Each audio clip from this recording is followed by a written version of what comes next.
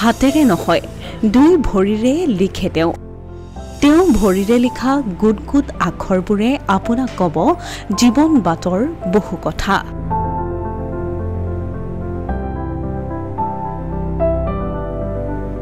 ব্যতিক্ৰমী চমকেৰে চৰ্চিত হৈও চৰকাৰৰ দ্বাৰা অৱহেলিত তেওঁ।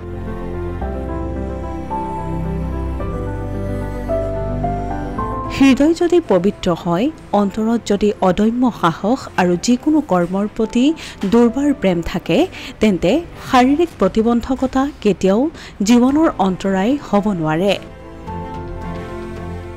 ডিব্ৰুগড়ৰ জকাই বৰবাং টঙিয়া গাঁৱৰ হেমলতা সোণোৱালে কঢ়িয়াইছে আশাৰ বতৰা। হয়, জন্মগতভাৱেই দুয়োখন হাত সম্পূৰ্ণ বিকল মহিলাগৰাকীৰ। ভৰিৰে লিখি ডিব্ৰুগড়ৰ জকাই উচ্চ মাধ্যমিক বিদ্যালয়ৰ পৰা হাইস্কুল শিক্ষান্ত পৰীক্ষাত অৱতীৰ্ণ হৈছিল মহিলাগৰাকী। প্ৰতিশ্ৰুতি আৰু সম্ভাৱনাৰে পৰ্যল হৈও আৰ্থিক দুৰৱস্থা আৰু অনুন্নত যাতায়াত আৰু যোগাযোগ ব্যৱস্থাৰ বাবে আধাতেই শিক্ষা সাং কৰিবলগীয়া হয় তেওঁ। দৈনন্দিন প্ৰতিটো কৰ্মই ভৰিৰে কৰি ইতিমধ্যেই চমক সৃষ্টি কৰা এগৰাকী মহিলা বিশেষভাৱে চৰ্চিত। সহজ সৰল হাঁহিমুখীয়া কোমল মনৰ এইগৰাকী মহিলা গাঁৱৰে এগৰাকী মহানুভৱ ব্যক্তিৰে বিবাহপাশত আবদ্ধ হয়। তিনিটা সন্তানৰ মাতৃ বিশেষভাৱে সক্ষম মহিলাগৰাকীয়ে অদ্যপি কোনো কামতেই পিছপৰি ৰোৱা নাই। কিন্তু যাতায়াত আৰু যোগাযোগৰ ক্ষেত্ৰত আজিও অত্যন্ত পিছপৰা সৰ্বদিশতেই অৱহেলিত নৱগঠিত খোৱাং সমষ্টিৰ এইগৰাকী মহিলা স্থানীয় জনপ্ৰতিনিধি সোণোৱাল কছাৰী স্বায়ত্তশাসিত পৰিষদ কিংবা সমাজ কল্যাণ বিভাগৰ দ্বাৰা চৰম উপেক্ষিত হৈ আহিছে।